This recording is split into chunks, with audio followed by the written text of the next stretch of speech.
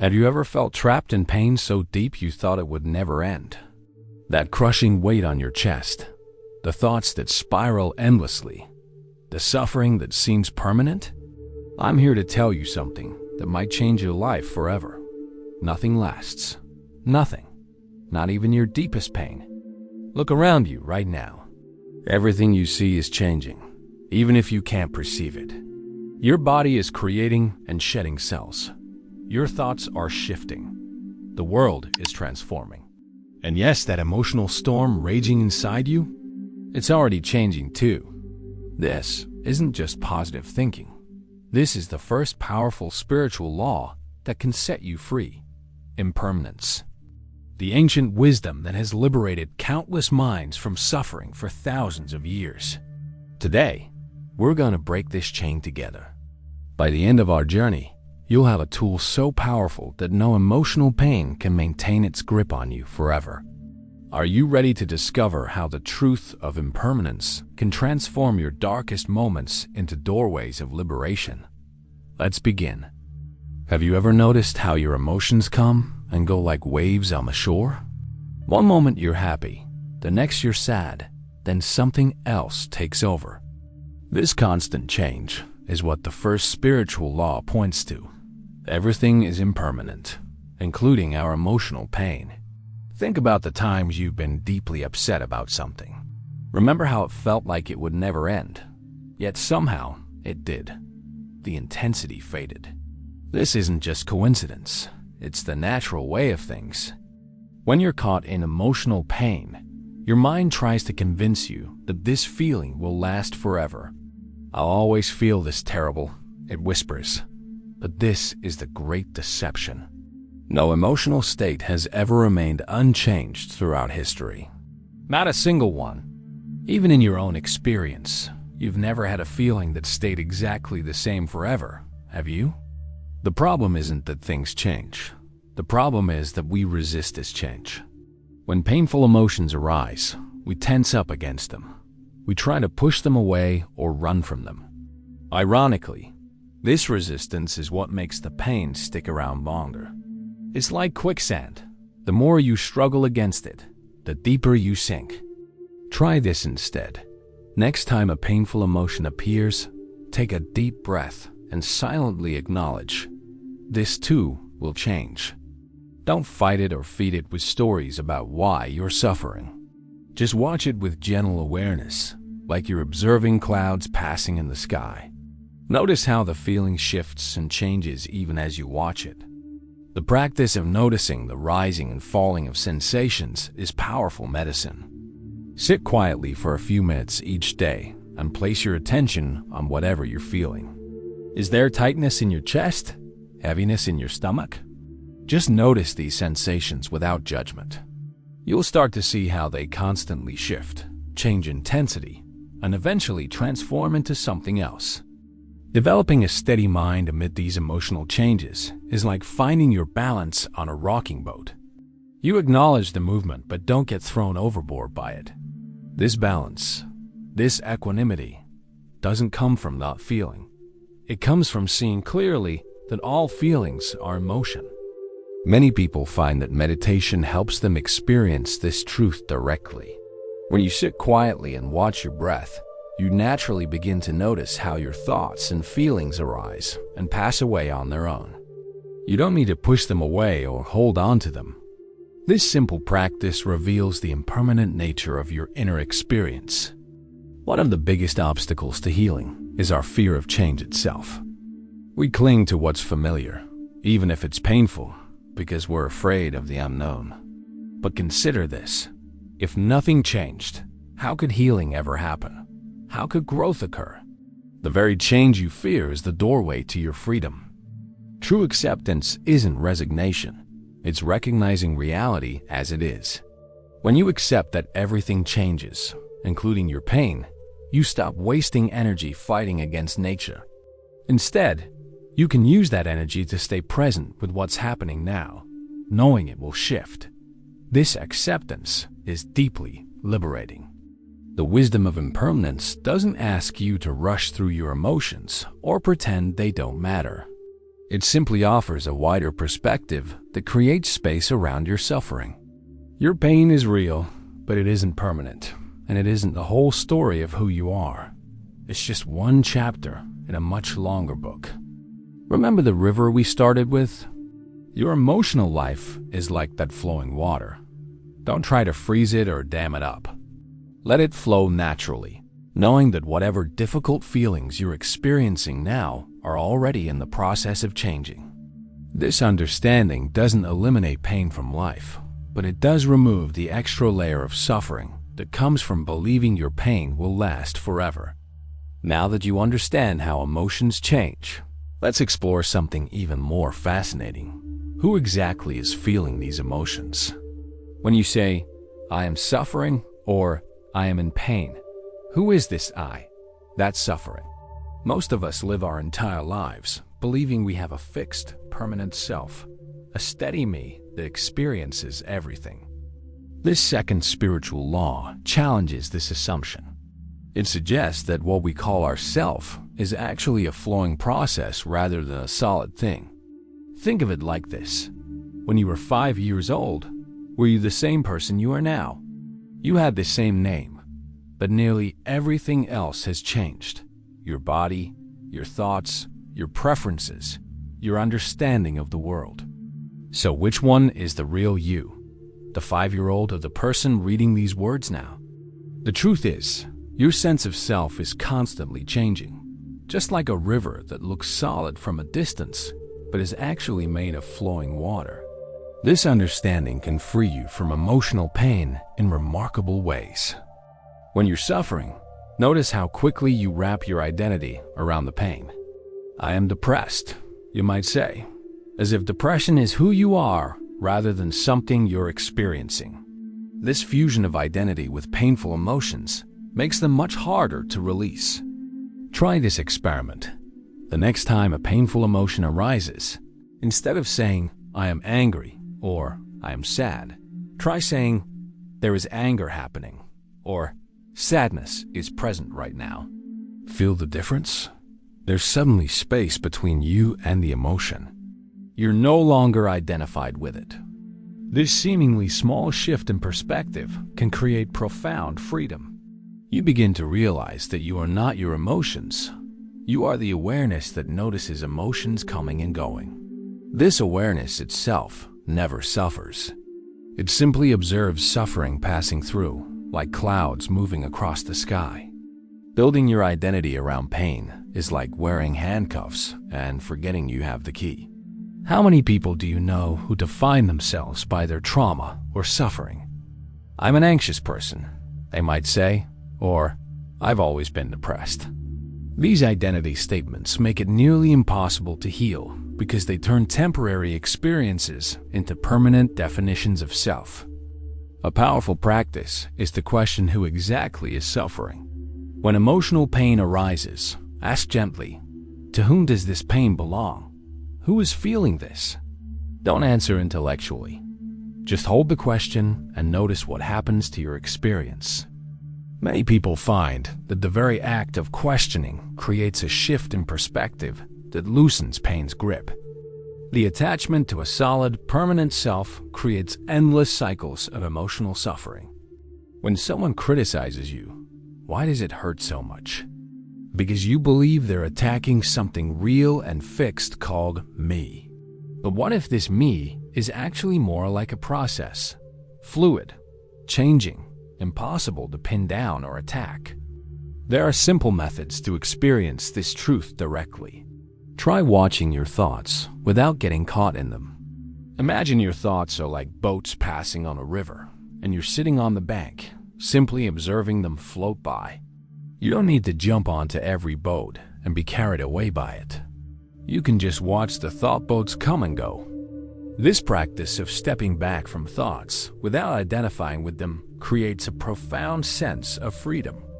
You begin to see that thoughts and emotions are events happening in your awareness, not who you actually are.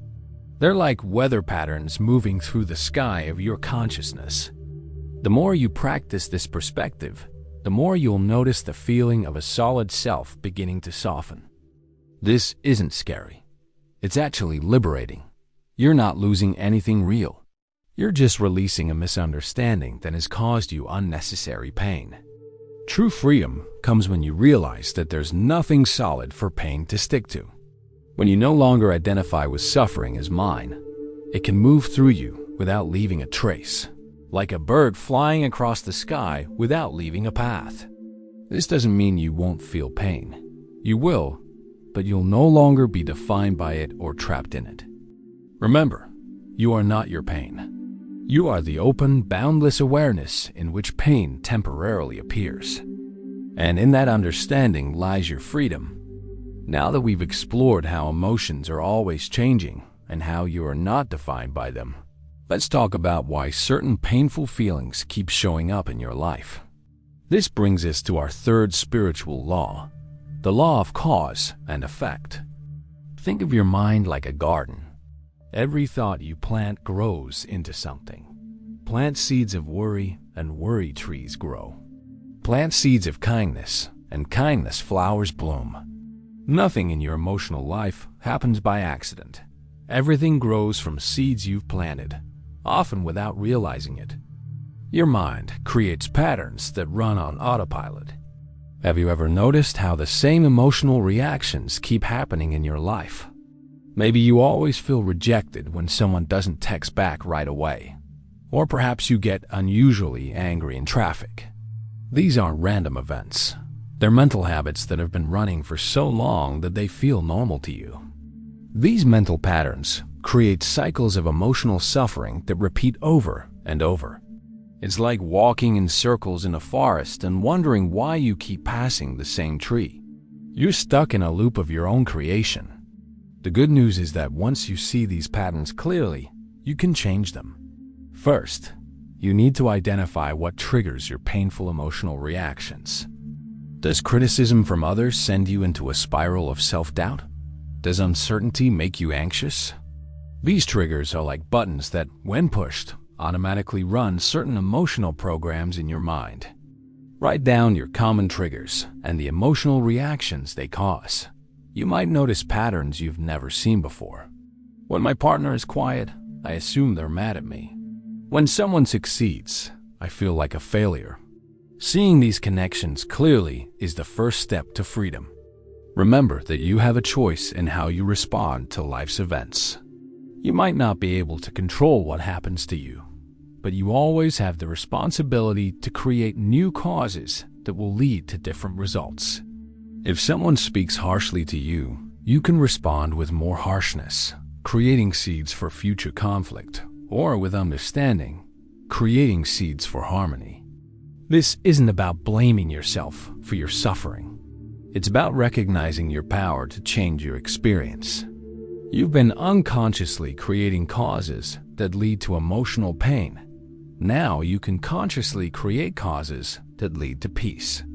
One powerful practice is to interrupt your automatic emotional responses. When you feel a familiar painful emotion beginning to rise, take a deep breath. Create a pause between the trigger and your reaction. In that small space lies your freedom to choose a different response. For example, if criticism normally makes you defensive, try pausing and asking yourself, what if I receive this as helpful information instead of an attack? This tiny shift can break a pattern that's been running for decades. Over time, negative mental habits can be transformed into positive ones. Each time you respond differently to an old trigger, you're weakening the old pattern and strengthening a new one. It's like redirecting a river. At first, the water keeps trying to flow in the old direction, but eventually, it creates a new channel. This transformation requires patience. These patterns didn't form overnight, and they won't change overnight either. But each mindful choice creates momentum toward healing. The power of conscious intention cannot be overstated. Before beginning your day, set an intention for how you want to respond to challenges. Today, when I feel criticized, I will stay open and curious instead of defensive. This simple practice plants seeds for new emotional patterns to grow. Notice how your intentions shape your experience. When you approach a situation with the intention to find fault, you'll find fault. When you approach with the intention to understand, you'll understand. Your intention is like the lens of a camera. It determines what comes into focus. Breaking karmic patterns requires courage. These old ways of responding feel safe because they're familiar, even if they cause suffering. Choosing a new response means stepping into the unknown. But this step into the unknown is also a step toward freedom. Remember, every moment is a new beginning. No matter how long a pattern has been running, this moment is a fresh opportunity to plant new seeds. The past has shaped your present, but your choices now will shape your future. So far, we've discovered that emotions are always changing, that you are not defined by your feelings, and that your mental patterns create your emotional reality. Now it's time to explore the fourth spiritual law. Nothing exists on its own. Everything is connected to everything else. Imagine trying to understand a raindrop without knowing about clouds or heat or oceans. It's impossible. That raindrop exists because of countless conditions coming together. Your emotions work the same way. They don't just pop up from nowhere, and they're not created by you alone. Your feelings are connected to everything. The food you eat, how much you slept, the people around you, the news you watched, even the weather outside. Have you noticed how differently you feel on a sunny day compared to a gray, rainy one? This isn't random. It's the law of interdependence at work. When you recognize these connections between your inner world and the outer world, you gain a powerful perspective on emotional pain. You see that your suffering isn't just your problem.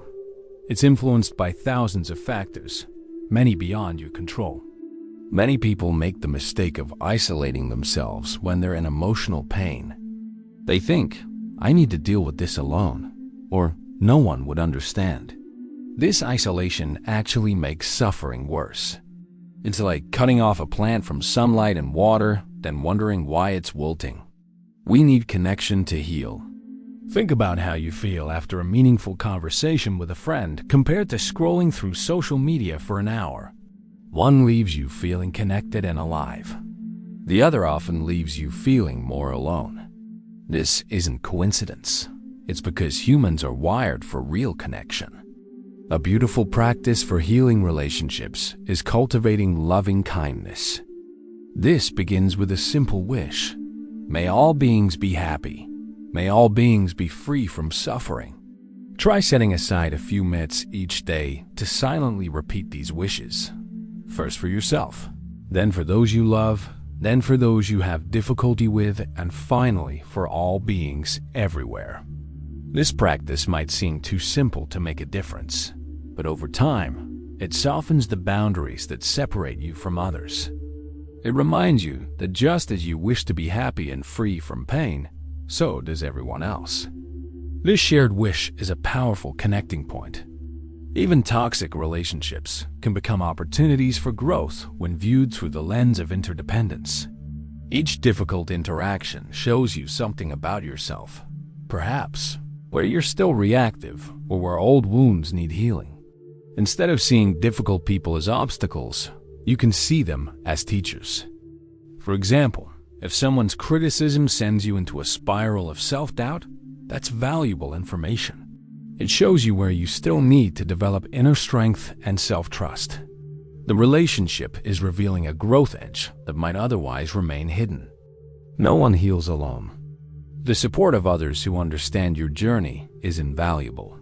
In traditional times, people would practice together in a community of like-minded seekers. Today, you might find this community in a meditation group, a spiritual center, or even an online forum of people committed to inner growth. This community isn't just nice to have, it's essential. When you see others working with their own emotional challenges, it normalizes your experience. You realize you're not broken or failing because you experience pain. You're simply human, walking a path that all humans walk. Cultivating compassion for yourself and others is the heart of this practice. Compassion isn't pity. It's the recognition that suffering is universal. Everyone struggles. Everyone feels lost sometimes. This understanding creates a bridge between hearts that nothing can destroy. Start by extending compassion to yourself. When pain arises, place a hand on your heart and say, "This is difficult. I'm struggling right now, and that's okay."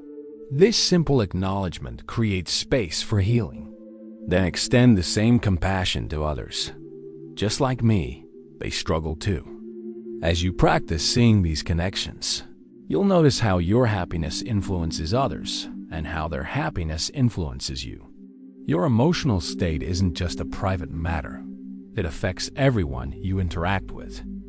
This understanding brings a sense of responsibility and purpose to your healing journey. Remember, the boundary between your problems and the world's problems is more fluid than you think. As you heal your own heart, you contribute to healing the larger whole. As you help others, you help yourself.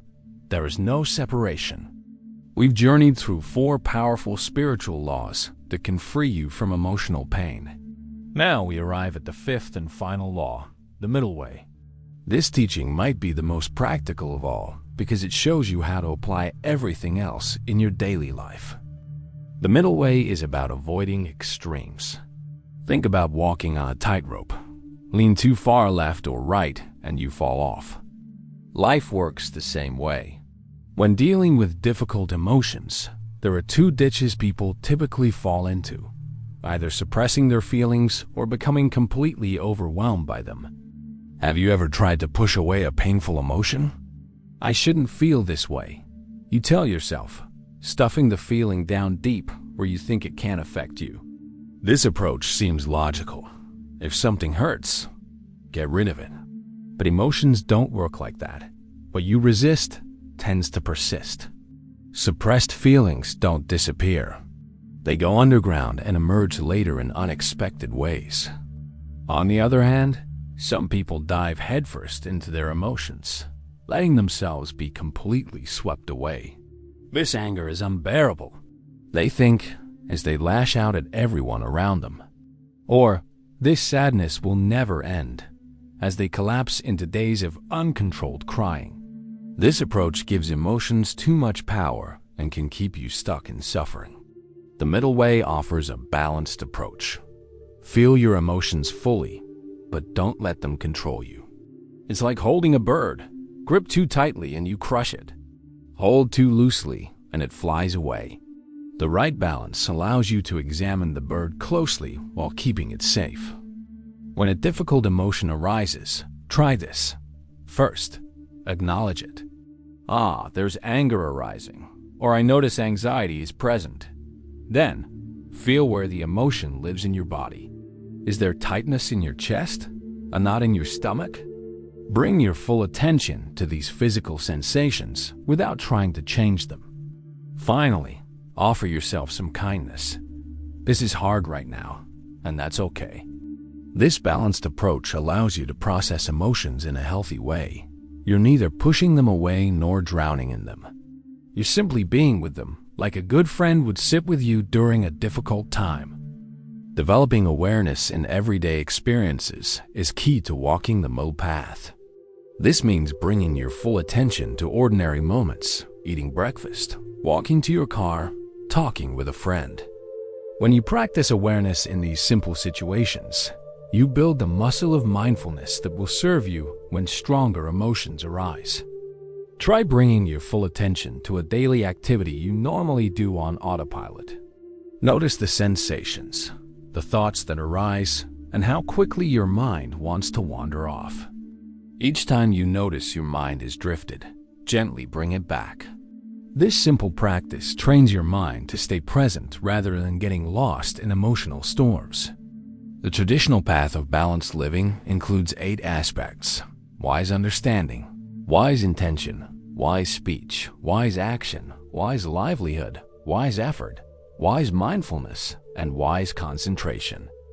While this might sound complicated, it's really about bringing balance to every area of life.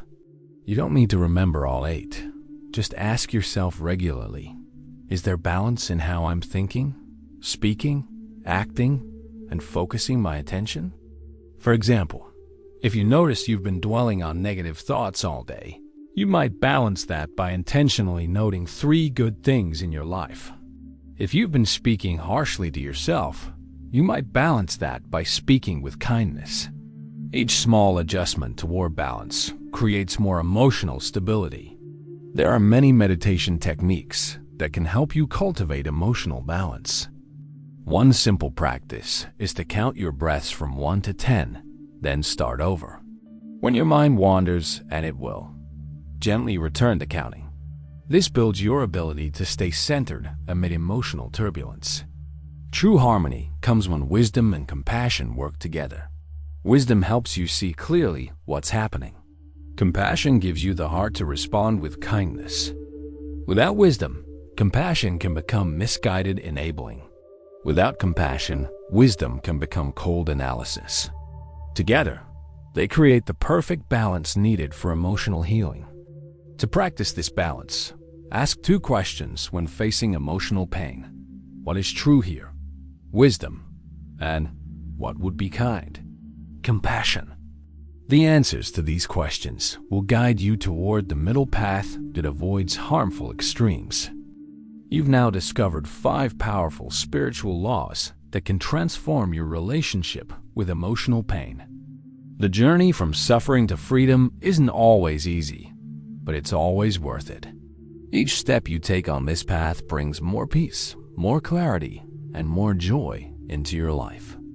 Remember, these teachings aren't just ancient philosophy. They're practical tools that have helped millions of people throughout history find their way through darkness. And now they belong to you. If these insights have touched something in you, if you felt even a moment of recognition or relief while listening, please consider sharing this video with someone who might be struggling. Pain can make us feel so alone, but sharing wisdom creates bridges between hearts. Your simple act of sharing could be exactly what someone else needs today. And if you'd like to continue this journey together, hit that subscribe button below. Each week, we explore more of these timeless teachings and how they can bring peace to our modern, complicated lives. Our community is growing, and your presence would be valued. As we say in our tradition, may all beings be happy, may all beings be free from suffering. Including you, my friend. Especially you. Thank you for listening with an open heart. Until next time.